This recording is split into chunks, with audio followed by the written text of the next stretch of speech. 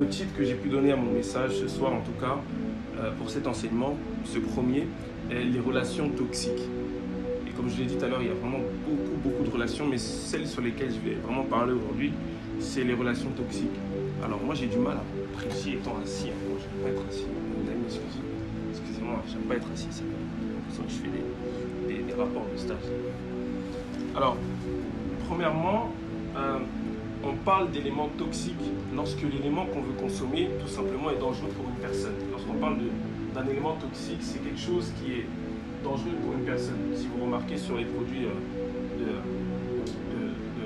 de ménage, il y a souvent le signe, une tête de mort avec une croix, qui signifie simplement dangereux pour l'homme. On parle de toxique lorsque la substance qu'on veut consommer est nocive pour l'organisme et que lorsque le produit est nocif pour toute personne. Donc, il y a des choses qu'aujourd'hui l'homme ne peut pas consommer tout simplement parce que si on le consomme, ça fera quelque chose de mal à notre organisme. On ne peut pas boire de l'eau de Javel par exemple, parce que l'eau de Javel justement n'est pas, enfin en tout cas notre estomac n'est pas conforme pour pouvoir le digérer. Il y a aussi l'environnement, la pollution. Aujourd'hui on nous parle souvent de la pollution, l'homme qui gaspille trop, l'homme qui pollue par-ci et par-là. L'air est pollué, du coup ce qu'on respire, ce qu'on fait rentrer dans nos poumons, nous tue à petit feu. Et aujourd'hui en fait il y a tellement de relations qu'on a laissées rentrer dans nos vies qui ont gaspillé, qui ont pollué notre environnement, qui ont pollué notre quotidien, qui ont pollué nos projets, qui ont pollué tout simplement parfois même notre propre relation avec Dieu. Et la Bible, ce qui est magnifique, elle nous dit dans 1 Corinthiens, je pense qu'on connaît tous ce verset, 1 Corinthiens 15, verset 33, ne vous y trompez pas, les mauvaises compagnies corrompent les bonnes mœurs. Si on comprend bien ce verset, c'est que la Bible elle est très claire.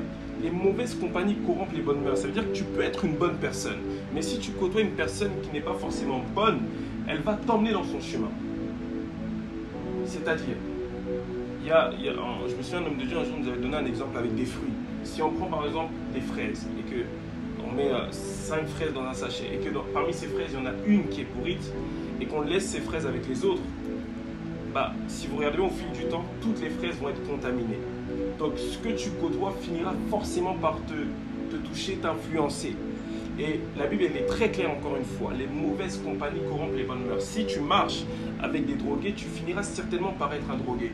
Si tu marches avec des voleurs, tu finiras certainement par être un voleur. Pourquoi? Parce que tu vas commencer à passer plus de temps avec eux. Tu risques de t'éloigner de ce que toi tu faisais habituellement.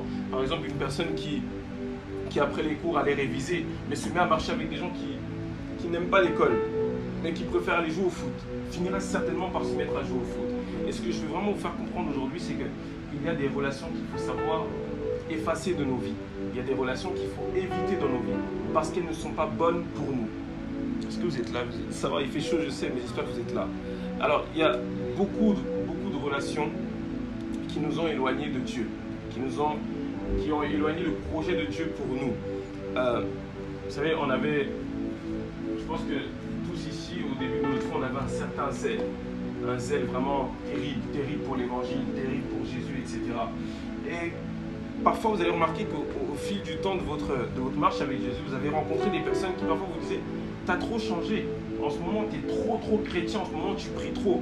En ce moment, je remarque que tu n'es plus la même personne. Écoute, reviens encore avec nous. » Je me souviens, il y a 2 semaines, je suis allé à Corbeil et j'ai vu un ancien pote qui me dit « Ah Franck, t'as changé, t'es plus avec nous, tu nous dis plus bonjour, etc. » Je lui dis « Non, c'est pas que je vous dis plus bonjour, c'est pas que je ne suis plus avec vous. Mais la vision que j'ai ne me permet pas de marcher avec vous.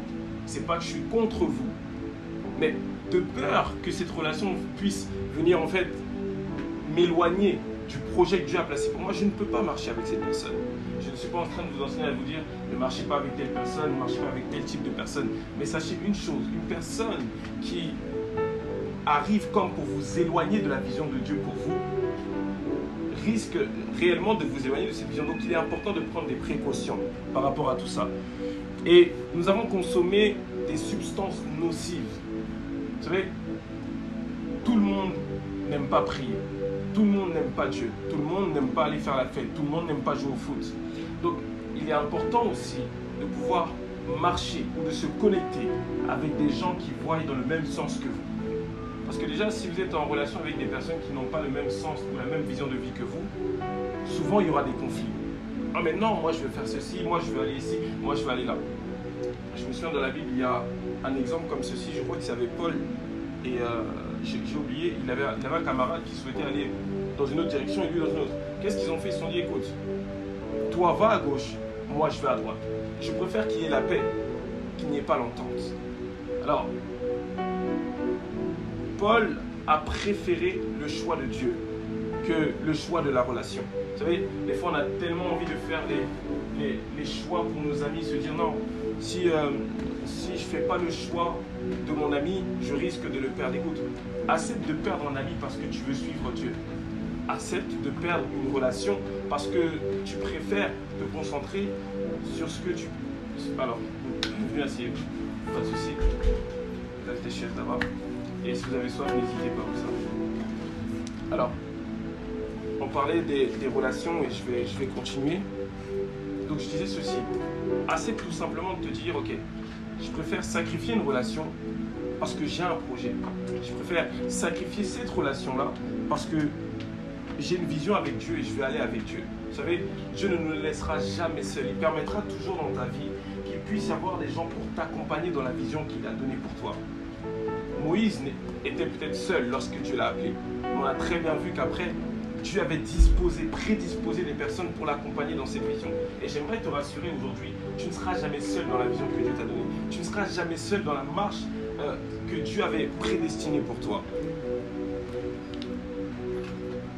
On a un carnet d'adresses rempli, moi j'appelle ça des pesticides, remplis de contacts qui ne nous servent à rien. Remplis de contacts qui ne nous apportent rien. Je vous ai dit aujourd'hui, on parlera des relations toxiques. Remplis de personnes qui, lorsque tu es avec eux, tu remarqueras que tu n'as pratiquement même plus le temps pour toi. Tu remarqueras aussi que ta relation avec Dieu a changé. Remarque, peut-être il y a 2 semaines, tu disais, je vais m'approcher de Dieu. Mais les relations que tu côtoies ne sont pas les personnes qui sont proches de Dieu. Et lorsqu'elles entendent que tu es en train de t'éloigner d'elles, elles veulent justement te garder. Elles ne veulent pas que tu t'éloignes. Elles te disent non, tu ne peux pas changer. On a grandi ensemble. Comment se fait-il qu'aujourd'hui tu veux aller vers Dieu? Écoute, accepte de perdre ces relations parce que justement tu souhaites continuer avec ton Dieu. Il y en a beaucoup qui nuisent à notre développement personnel. C'est-à-dire aujourd'hui, à chaque fois que tu veux faire quelque chose, ils te disent non, c'est pas encore le temps. Non, attends, est-ce que tu penses qu'on ne pourrait pas faire autrement? Écoute, il faut que tu prennes le temps de prier. Il faut que tu te dises, ok Seigneur, moi je veux aller avec toi. Mais bizarrement, les relations qui sont à côté de moi ne veulent pas que j'aille dans ce sens-là. Et quel choix tu feras? Est-ce que tu feras le choix de te dire, bon écoute, je vais suivre mes amis, mais sachant qu'un ami ne t'a pas sauvé, en sachant qu'un ami ne sera pas tout le temps là pour toi, mais Dieu, en toutes circonstances, sera toujours là pour toi. Toujours présent pour te guider, toujours présent pour te parler ou te consoler. Vous savez, on aime souvent remettre la faute sur les gens. Se dire non, ce n'est pas de ma faute, c'est l'autre qui a fait ceci. Comme Adam, lorsque Adam tombe dans le péché, la première chose qu'il fait, il commence à accuser Ève en disant non, Seigneur, la femme que tu as placée à côté de moi, c'est elle qui m'a conduit à pécher. Pourtant, lorsque Dieu lui a donné, il a dit, voici la chair de ma chair.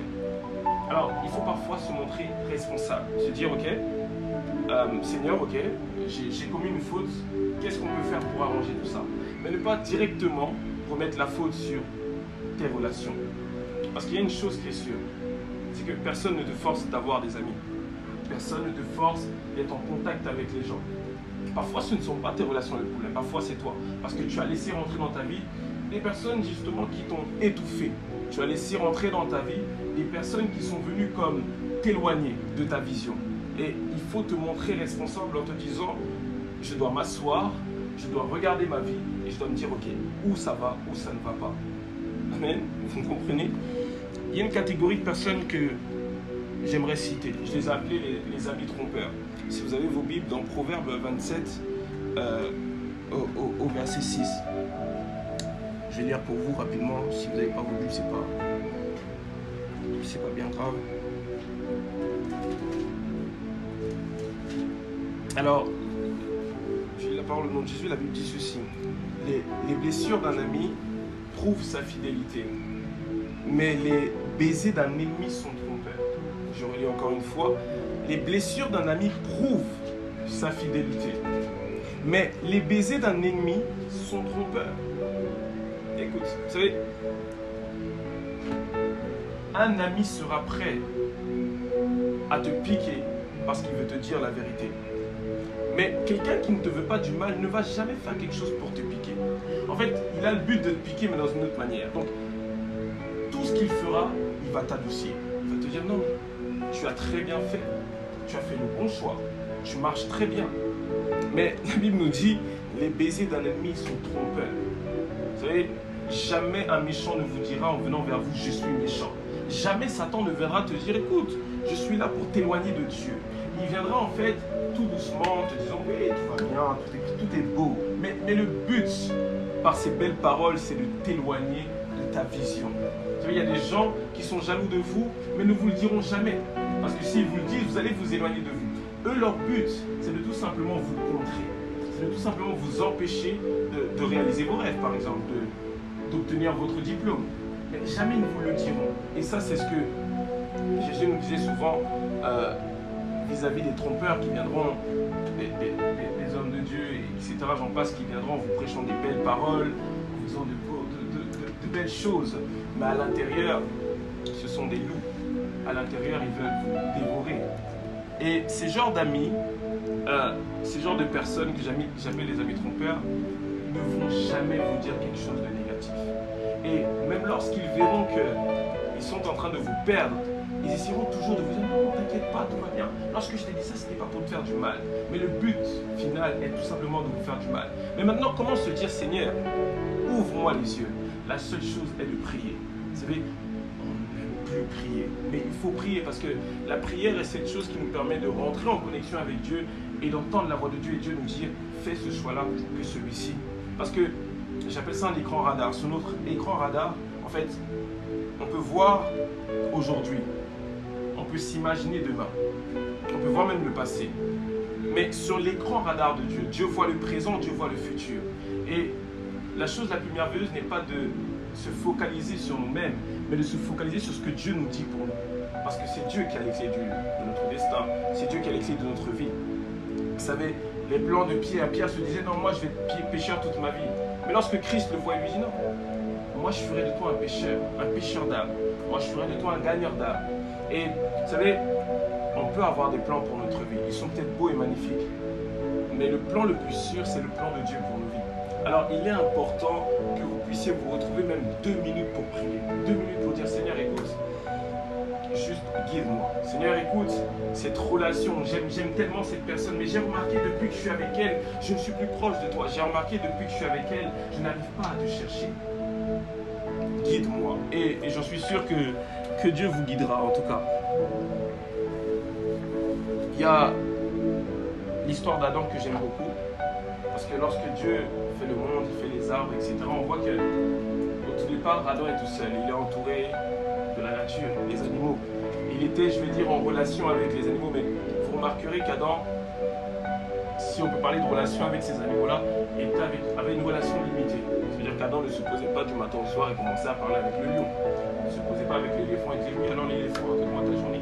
Il y avait comme une relation limitée. Mais lorsque Ève est arrivée, on a vu qu'ils ont eu une relation vraiment en profondeur. Ils passaient du temps ensemble, ils communiquaient ensemble et ils développaient ces relations-là. Vous savez, il y a des relations, des personnes que quand vous rencontrez dans votre vie, vous n'êtes pas obligé d'aller en profondeur avec eux. Vous savez, on aime trop, ok, je me suis déplacé, j'ai vu une personne, oh, elle était trop bien habillée, il faut absolument que je lui parle, il faut absolument que ça devienne mon ami. Je me souviens quand j'étais petit, ma mère me disait souvent, Franck, tout le monde n'est pas ton ami, parce que j'appelais tout le monde ami. Maman, voici mon ami, voici mon ami. Franck, tout le monde n'est pas ton ami. Vous savez, lorsque vous invitez des gens chez vous, il y a des personnes que vous allez laisser dans le hall d'entrée de chez vous. Il y a d'autres personnes que vous inviterez dans votre salon. D'autres, vous leur direz, vas-y, rentre dans ma cuisine, rentre dans ma salle de bain. Mais il y a une chose que j'aimerais vous faire comprendre. Il faut savoir préserver votre cœur.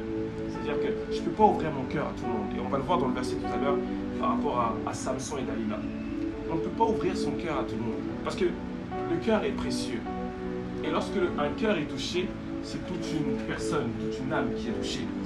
Et pour appuyer cela, j'ai pris le chapitre de Juge, chapitre 16. Là, ça va être long la lecture. Je vais vraiment vous aider. Donc, c'est à partir du verset 1 jusqu'au 18. Donc, c'est dans Juge, chapitre 16. Si vous n'avez pas beaucoup, je vais lire pour vous. Je vais lire au nom de Jésus. Alors, attendez, je reviens sur Juge, chapitre 16. Alors, Samson partit pour Gaza. Il vit une femme prostituée et il entra chez elle. On dit aux gens de Gaza, Samson est arrivé ici. Et ils l'environnèrent et ils se tinrent en embuscade toute la nuit à la porte de la ville.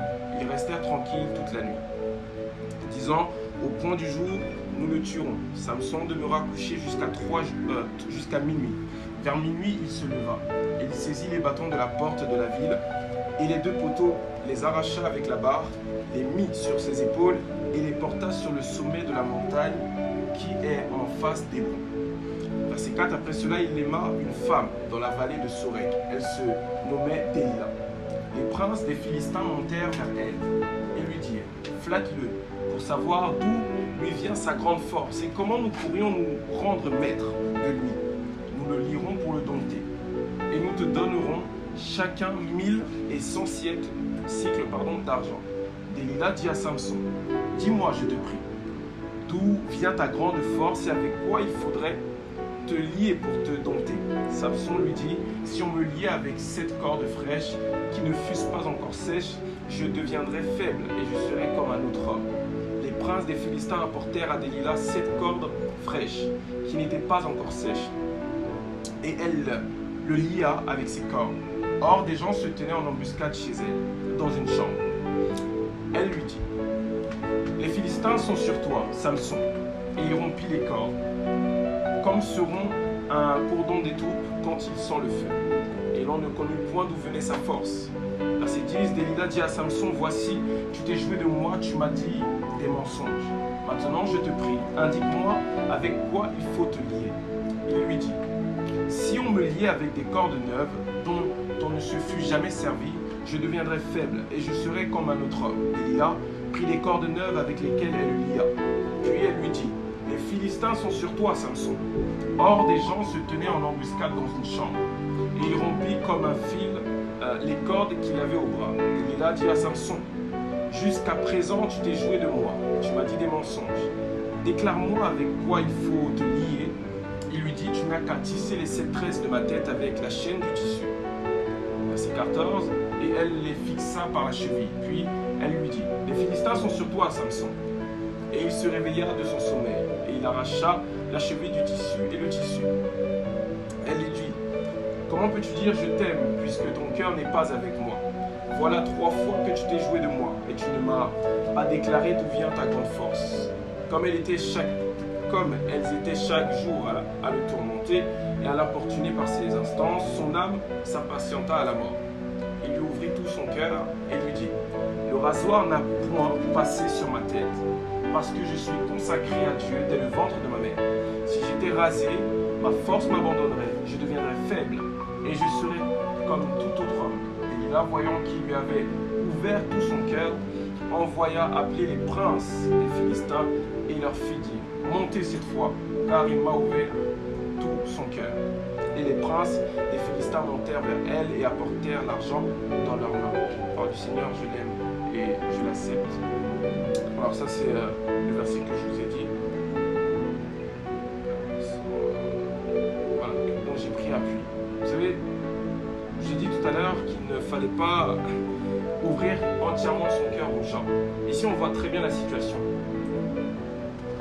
Samson tombe amoureux de Dalila et ils ont une très belle relation. Le problème c'est que Samson ne le savait pas, mais Dalila avait été, comme on va dire, acheté par ceux qui étaient en guerre avec Samson. Et on voit que Samson avait un secret et il ne devait pas dévoiler ce secret-là qui lui permettait, qui était le secret de sa vie, qui se trouvait dans ses cheveux. Parce que tout le monde voulait savoir, mais d'où vient cette force incroyable que Samson avait? Et cette force se trouvait dans ses cheveux.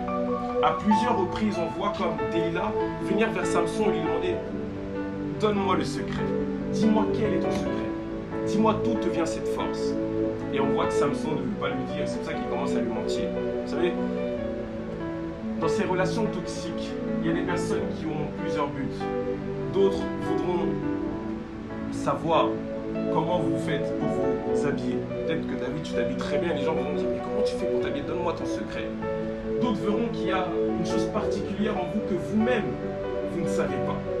Ils verront une grâce particulière en vous que vous-même, vous ne savez pas. Il y a peut-être que Dieu, et vous n'êtes pas encore conscient de la grâce qui est sur vous. Alors, ils viendront pour se dire, mais donne-moi le secret. Dis-moi comment tu fais pour bien parler. Comment tu fais pour bien travailler en classe, pour avoir de très belles notes. Donne-moi ton secret. Et ce qui me touche ici, c'est lorsque Samson, qui est flatté par les bisous, tout à l'heure on vous a parlé, on vous a dit les bisous d'un ennemi sont flatteurs. Dalila a flatté Samson, lui faisant croire que non, je suis avec toi. Donne-moi juste ton secret, c'est juste pour moi. C'est malheureux à dire, mais il y a des gens qui vous veulent du mal. Il y a des gens qui sont jaloux de votre grâce. Il y a des gens qui sont jaloux du fait que Dieu vous utilise. Et ils voudront à tout prix que vous puissiez vous livrer à eux. Mais pas pour vous consoler, pas pour vous dire non, tu es une bonne personne, mais simplement parfois pour vous étouffer, parfois pour vous empêcher d'entrer dans votre destinée, parfois pour vous empêcher de faire l'œuvre que Dieu a mis dans votre cœur. Vous savez, lorsque Satan voit les enfants de Dieu se lever, il n'est pas content, je pense qu'on le sait tous ici. Lorsque Satan voit les jeunes se dire, ok, moi je vais commencer à annoncer l'évangile, moi je vais commencer à parler de Jésus aux gens, moi je vais commencer à prêcher dans les rues, moi je vais commencer à faire du bien aux gens. Satan n'est pas heureux. Satan préfère que les gens ne s'aiment pas, préfère qu'il y ait des guerres, préfère que vous soyez dans l'amertume. Vous savez, Dalila, je pense qu'elle aimait Samson. Mais elle a été achetée, elle a été trompée, elle a été détournée. On lui a dit, écoute, livre-nous Samson, et nous te donnerons de l'argent. Comme avec Jésus, on dit, t'inquiète, livre-nous, on te donnera de l'argent. Ne livrez pas votre cœur pour de l'argent. Ne livrez pas votre cœur, ne livrez pas votre fidélité pour des belles paroles. Parce qu'en réalité, une personne qui vous veut du bonheur ne fera jamais quelque chose pour vous faire du mal. Lorsqu'on voit que Dalila est envoyée par les Philistins, on pourrait se dire non, mais les Philistins aiment bien Dalila puisqu'il veut lui donner de l'argent en échange d'un secret. Mais il y a des gens qui sont là pour briser des relations. Il y a des gens qui sont là pour briser votre cœur. Parce qu'après que Samson ait donné son secret, il a été détruit, il a tout perdu. La force qu'il avait, il l'a perdue. Pourquoi? Parce qu'il a ouvert son cœur. Voilà pourquoi même Dalila, elle-même, lorsqu'elle obtient ce qu'elle veut, elle va courir auprès des Philistins et dit, c'est bon, montez. Maintenant, à cette heure-ci, il m'a ouvert son cœur. Vous ne pouvez pas ouvrir vos portes à tout le monde. Et aimons-nous les uns les autres. Christ dit, aimons-nous les uns les autres. Oui, je sais. Mais il dit aussi, aime-toi. La Bible dit, aime ton prochain comme toi-même. Mais moi, j'aime souvent me demander, mais comment je peux aimer mon prochain si je n'arrive pas à m'aimer? Je veux bien t'aimer, je veux bien te donner de l'amour. Mais si je n'arrive pas à m'aimer moi-même, comment je pourrais t'aimer toi? Vous savez, vous êtes bénis. Vous savez, ne cherchez pas à ce qu'on prie pour vous, que vous recevez une certaine bénédiction. Vous êtes bénis. N'attendez pas qu'un pasteur puisse prier pour toi pour que tu dis je suis béni. Tu es béni. Pourquoi? Parce qu'à la croix lui-même a apporté toute malédiction pour toi. En fait, nous sommes déjà bénis. Parfois, nous cherchons des bénédictions dans des relations. Oh non, si je marche avec lui, ma vie sera bénie. Si je suis avec lui, Dieu va me bénir. Si je marche avec telle personne, Dieu vous a béni. La seule chose, c'est de pouvoir conserver cette bénédiction, si je puis dire.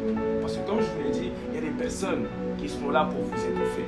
Il y a des personnes qui seront là pour vous éloigner loin de ce que Dieu a prévu pour vous. Si je pourrais donner un témoignage, parce qu'on marche souvent avec les témoignages, j'étais une personne très combattue. Moi, j'aime pas trop dire ces termes, mais c'est ce qu'on dit.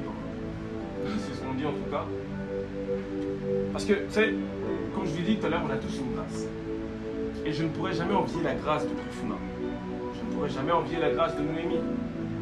Mais je dois plutôt reconnaître cette grâce dans sa vie et dire, Seigneur, merci pour la grâce que tu lui as donnée. Parce qu'en réalité, ce que Dieu nous donne n'est pas pour nous. En réalité, ce que Dieu nous donne, c'est pour tout le monde. C'est pour que ton frère à côté de toi puisse bénéficier de cette grâce. Si tu as été racheté, ce n'est pas pour que tu dis j'ai été racheté, merci Seigneur, mais c'est pour que tu puisses prêcher ce message que tu as reçu à celui qui n'a pas encore reçu.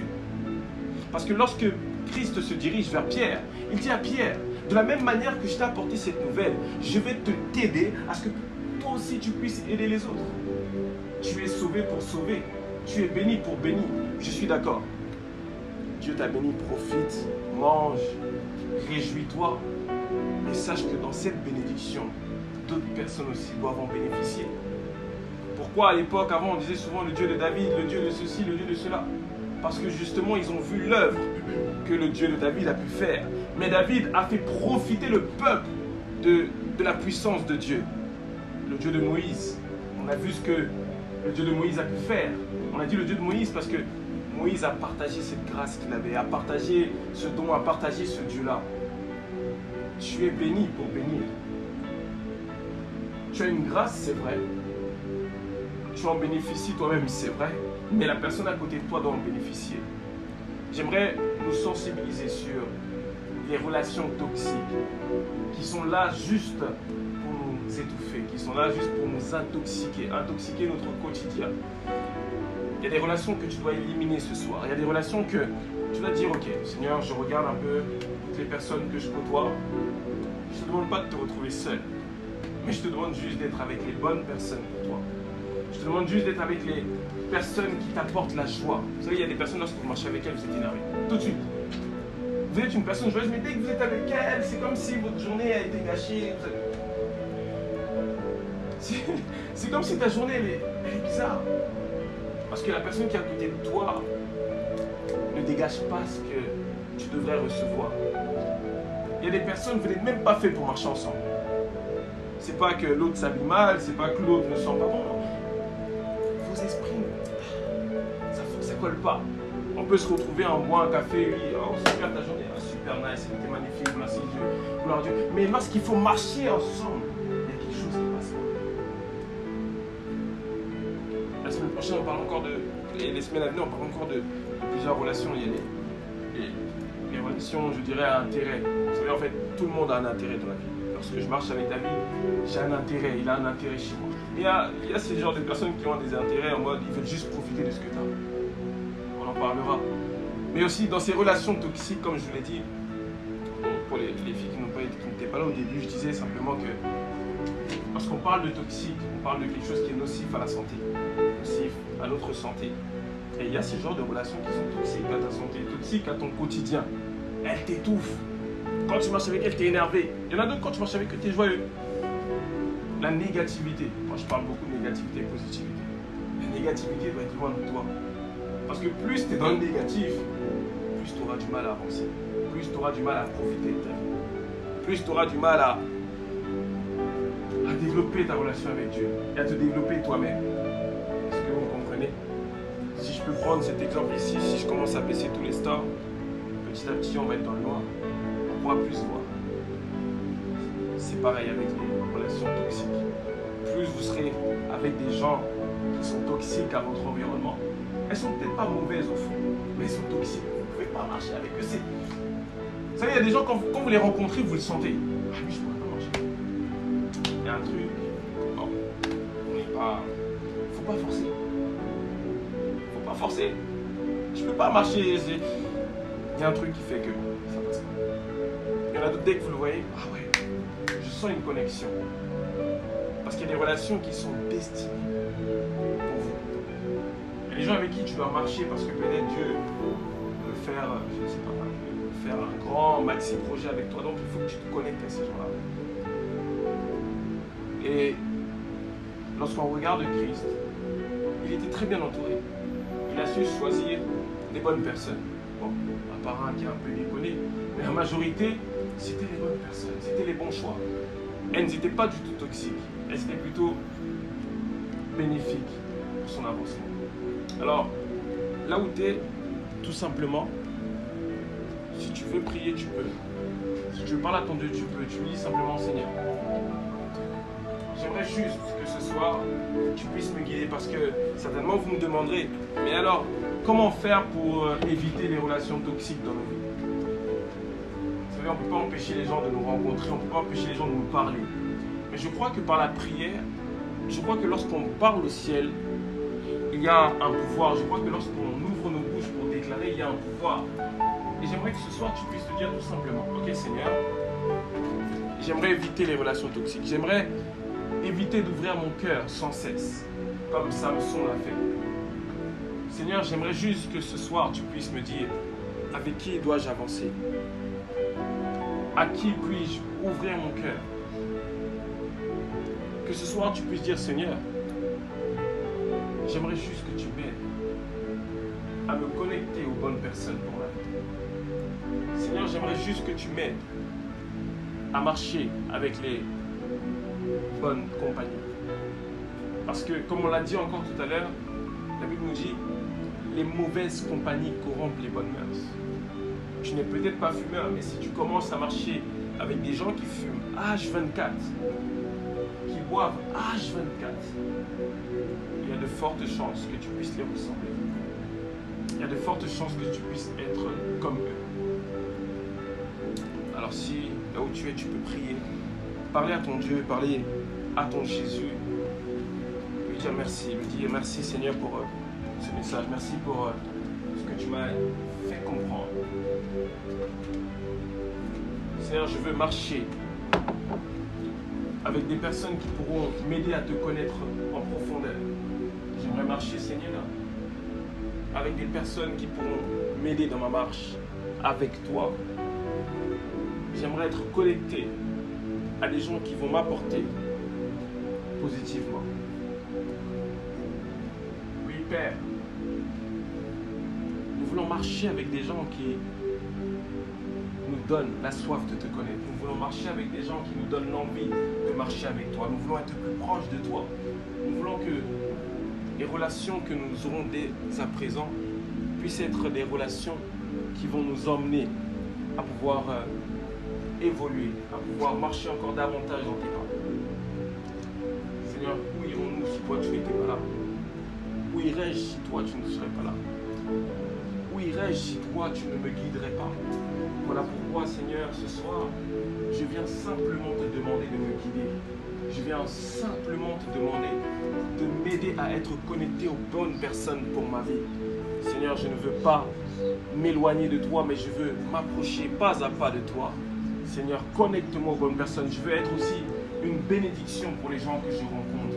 Je veux être aussi une bénédiction pour les gens qui me côtoient. Je veux être, Seigneur, une bénédiction pour les gens qui me suivent. Je veux être une bénédiction, Seigneur, pour toute personne qui croisera mon chemin. Voilà pourquoi, Seigneur, je viens encore te prier, je viens encore t'implorer et te demander, Seigneur, de m'ouvrir les yeux. Seigneur, ouvre les yeux de mon esprit. Seigneur, ouvre les yeux de mes pensées. Et aide-moi, Père, à me connecter aux bonnes relations. Seigneur, nous ne voulons pas nous mélanger à des personnes qui ne font pas ta volonté, mais nous voulons être connectés à des gens qui nous donnent envie d'être plus proches de toi. Seigneur, dans ma vie professionnelle, dans ma vie spirituelle, Seigneur, je veux avancer avec des gens qui veulent avancer. Je veux monter avec des gens qui veulent monter, Seigneur. Je veux, Seigneur, être connecté à des gens qui voient loin, qui voient grand, Seigneur. Je veux être connecté à des gens qui te connaissent et qui ont soif de toi, Seigneur. Tu dis dans ta parole que les mauvaises compagnies corrompent les bonnes mœurs éternelles. Épargne-moi, Seigneur, de ces mauvaises compagnies. Épargne-moi, Seigneur, des gens qui ne veulent pas faire ta volonté. Épargne-moi, Seigneur, des gens qui ne veulent pas te connaître. Seigneur, merci parce que je crois que tu m'as exaucé. Seigneur, merci parce que je crois que tu as entendu nos prières. Merci, Seigneur, parce que je crois qu'à l'instant même, tu as pu écouter et tu as pu répondre positivement à nos prières. Je le crois, Seigneur. Je le crois, Seigneur, parce que tu dis que lorsque nous prions, ayons la conviction que, Seigneur, tu nous as exaucés. Voilà pourquoi, Éternel, nous voulons encore te remercier. Te remercier pour ce temps que tu nous as donné, Seigneur, de pouvoir écouter ta parole, que tu nous as donné de pouvoir écouter ton enseignement. Seigneur, j'aimerais que tu puisses bénir davantage, car je crois qu'ils sont déjà bénis, mais bénir chacune des personnes qui a pu mettre le pied ici. Seigneur, je prie que tu puisses bénir chacune des personnes qui étaient en chemin ou qui n'ont pas pu arriver. Seigneur, je veux que tu puisses, Seigneur, connecter les bonnes relations pour toute personne ici, Seigneur. Seigneur, je te demande encore, oh Dieu, de nous permettre, Seigneur, que demain soit un jour meilleur encore.